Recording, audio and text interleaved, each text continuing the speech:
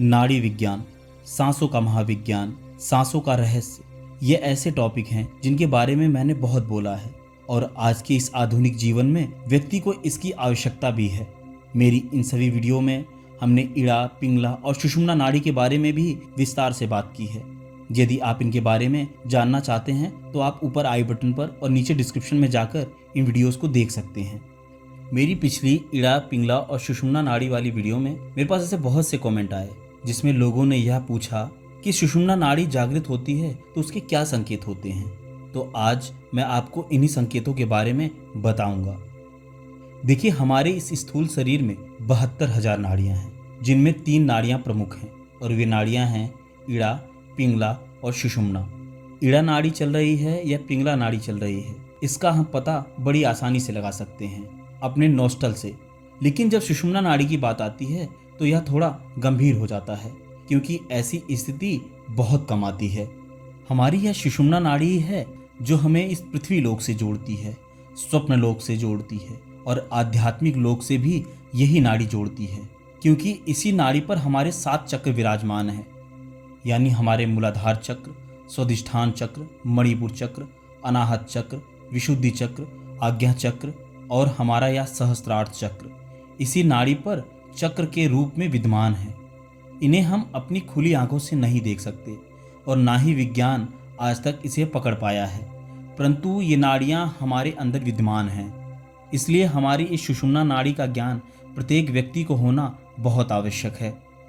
प्रत्येक व्यक्ति जो श्वास लेता है वह श्वास का क्रम उसकी इड़ा और पिंगला नाड़ी के अनुसार चलता है।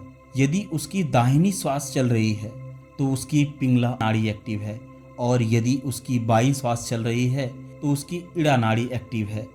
जब हम अपनी इन दोनों नासिकाओं से श्वास लेते हैं तो केवल हम ही श्वास नहीं ले रहे होते, हमारा यह शरीर ही श्वास नहीं ले रहा होता, बल्कि हमारे अंदर स्थित वह सूक्ष्म जगत की आत्मा प्राण रूप में इस श्वास को अंदर खींचती है। जब हम इस दृश्य जगत का आनंद ले रहे होते हैं तब हमारी यह आत्मा हमारे अनाहत चक्र पर विराजमान होती है, परंतु जब हम ध्यान मेडिटेशन करते हैं तब यही आत्मा हमारे आज्ञा चक्र पर विराजमान होती है। अर्थात कोई भी व्यक्ति जो आध्यात्मिक रस चाहता है, आध्यात्मिक जगत में प्रवेश चाहता है, तो केवल सुषुम्ना नाड़ी ही शेष है जो उसे आध्यात्मिक जगत में प्रवेश करा सकती है। हमारी यह इड़ा और पिंगला नाड़ी दोनों ही मूलाधार चक्र से जुड़ी हुई है। जब हम ध्यान की अवस्था में बैठते हैं तो हमारे मूलाधार चक्र पर इकट्ठी ऊर्जा धीरे धीरे ऊर्ध्वाधर गमन करने लगती है, यानी ऊपर की ओर बढ़ने लगती है। यह स्थिति तब आती है जब हमारी इड़ा और पिंगला दोनों नाड़ियां चलने लगती हैं। यानी जब हमारी इड़ा और पिंगला दोनों नाड़ियां चलने लगती हैं तब यह हमारी सुषुम्ना नाड़ी स्वतः ही एक्टिव हो जाती है, क्योंकि मूलाधार चक्र से उठ रही ऊर्जा हमारे स्वादिष्ठान और मणिपुर चक्र से होते हुए सहस्त्रार्थ चक्र तक का सफर करती है और इसी स्थिति को कुंडली जागरण कहा जाता है। यानी जब हमारी यह सुषुम्ना नाड़ी चलती है तभी हम आध्यात्मिक जगत के अनुभव ले सकते हैं, अन्यथा हम इस दृश्य जगत में ही मर जाते हैं। हमारी यह सुषुम्ना नाड़ी किसी प्राणायाम, किसी ध्यान से जागृत नहीं होती, बल्कि यह स्वतः ही चलती है और कुछ विशेष समय यह हमेशा एक्टिव रहती है। यदि हम उस समय ध्यान मेडिटेशन करें तो हम आध्यात्मिक जगत का अनुभव अवश्य ले सकते हैं। और ये समय है सुबह 11:45 से लेकर 12:15 बजे तक का समय और रात को 11:45 से 12:15 बजे तक का समय। यह सुषुम्ना नाड़ी के एक्टिव होने का उपयुक्त समय माना गया है। ऐसे ही शाम के 5:45 से 6:15 तक का समय और सुबह मॉर्निंग में 5:45 से लेकर 6:15 बजे तक का समय इस नाड़ी के स्वतः एक्टिवेशन का समय माना गया है। यह 4 समय ऐसे हैं जब यह सुषुम्ना नाड़ी स्वयं चलने लगती है। अब आपको यह देखना है कि इन सभी समयों में से आपके लिए कौन सा समय उपयुक्त है। यदि आप सुबह 5:45 से लेकर 6:15 बजे तक का समय चुनते हैं तो यह समय आपके लिए बिल्कुल उपयुक्त है, क्योंकि इस समय वातावरण भी बहुत शांत होता है और आप इस समय ध्यान मेडिटेशन करते हैं तो यह निश्चित है कि आप आध्यात्मिक जगत के अनुभव ले सकते हैं। आप जब भी ध्यान मेडिटेशन करें तो आप इन चारों समय में से ही समय का चुनाव करें, क्योंकि इस समय आपकी यह सुषुम्ना नाड़ी खुली होती है। इस समय आप बहुत आसानी से ध्यान में प्रवेश कर सकते हैं और जब आप ध्यान में बैठते हैं तो आपके मूलाधार चक्र पर इकट्ठी हुई ऊर्जा आपके सहस्त्रार चक्र की ओर गमन करने लगती है। यह ऊर्जा रास्ते में स्वादिष्ठान चक्र, मणिपुर चक्र, अनाहत चक्र, विशुद्धि चक्र, आपके आज्ञा चक्र को एक्टिवेट करते हुए आपके सहस्त्रार्थ चक्र तक का सफर पूरा करती है और आपको बहुत से अनुभव देती है, जिससे आप आध्यात्मिक जगत का आनंद ले पाते हैं। और जब यह ऊर्जा ऊपर उठती है और इन विभिन्न चक्रों के ब्लॉकेज को खोलती है, इस स्थिति को कहा जाता है कि आपकी कुंडलिनी एक्टिवेट हो रही है, आपकी कुंडलिनी शक्ति जागृत हो रही है। परंतु अब प्रश्न यह आता है कि यह कैसे जाना जाए कि हमारी यह सुषुम्ना नाड़ी जागृत हो गई है? क्या इसके कोई संकेत हैं? देखिए, जब आपके नाक के दोनों नोस्ट्रल से बराबर हवा बाहर आ रही हो, समान गति से हवा बाहर आ रही हो, तब इस स्थिति में आप यह समझ सकते हैं कि आपकी सुषुम्ना नाड़ी एक्टिवेट है। देखिए, ऐसा नहीं है कि केवल यह 5 से 10 मिनट के लिए ही एक्टिव हो, यह कई घंटों तक भी एक्टिव रह सकती है।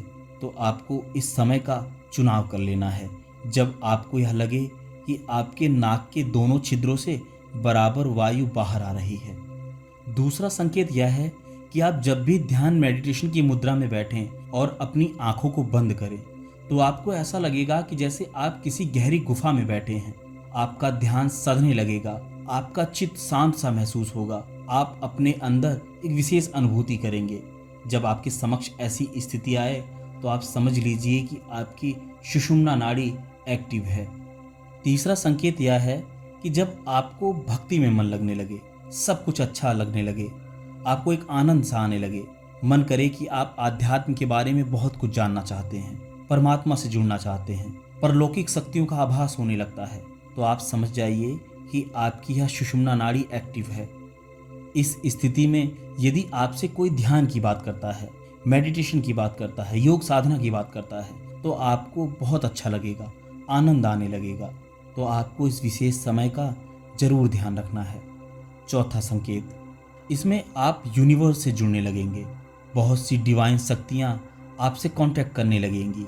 आपको ऐसा लगने लगेगा जैसे कोई परलौकिक चीज आपसे जुड़ना चाहती है। आपको आनंद आएगा यूनिवर्स को देखकर। और जब आपको ऐसा अनुभव हो तो आप समझ जाइए कि आपकी सुषुम्ना नाड़ी एक्टिव है। पांचवा संकेत, जब आपको ऐसा लगे कि आपके मूलाधार चक्र पर कुछ प्रभाव सा पड़ रहा है, कुछ अजीब सी वाइब्रेशन हो रही है, कुछ समझ नहीं आ रहा है कि ऐसा क्यों हो रहा है, यानी आपकी मूलाधार चक्र पर इकट्ठी हुई ऊर्जा ऊपर की ओर गमन करने लगती है। ऐसी स्थिति में आप यह जान लें कि आपकी सुषुम्ना नाड़ी एक्टिव है। छठा, आपको जब ऐसा लगे कि आप अपनी श्वासों पर ध्यान दे रहे हैं, श्वासों पर ध्यान देना आपको अच्छा लग रहा है, एक अजीब सा आनंद आ रहा है, आपके अंदर एकाग्रता बढ़ गई है, तब समझ लीजिए कि आपकी यह सुषुम्ना नाड़ी एक्टिव है। इसलिए ही आप अपने श्वासों के प्रभाव को पहचान पा रहे हैं। इस स्थिति में आपकी श्वास की गति धीमी हो जाएगी और आपकी श्वास आपके पेट से चलने लगेगी। बस यही स्थिति आपके सुषुम्ना नाड़ी के एक्टिवेट होने का संकेत है।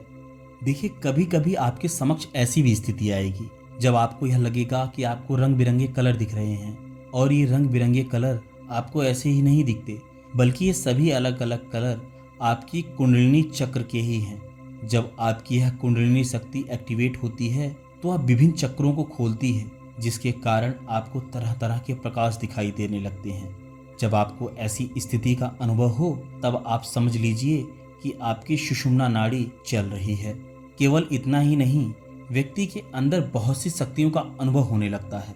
वह थोड़ा खुद को विचलित सा महसूस करने लगता है, उसके साथ बहुत सी नई नई चीजें होने लगती हैं। तो ऐसी स्थिति में उसे घबराने की आवश्यकता नहीं है, बल्कि जब उसे ऐसा लगे तो वह अपने मन को शांत करके बैठ जाए ध्यान की किसी भी मुद्रा में, जो भी उसे सहज लगती हो। ऐसी सभी स्थितियां सुषुम्ना नाड़ी के चलने से ही होती हैं। तो ये कुछ संकेत थे जो यह बताते हैं कि आपकी सुषुम्ना नाड़ी एक्टिव है।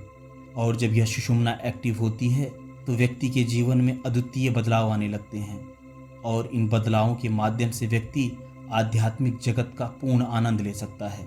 फिलहाल आज की वीडियो में बस इतना ही।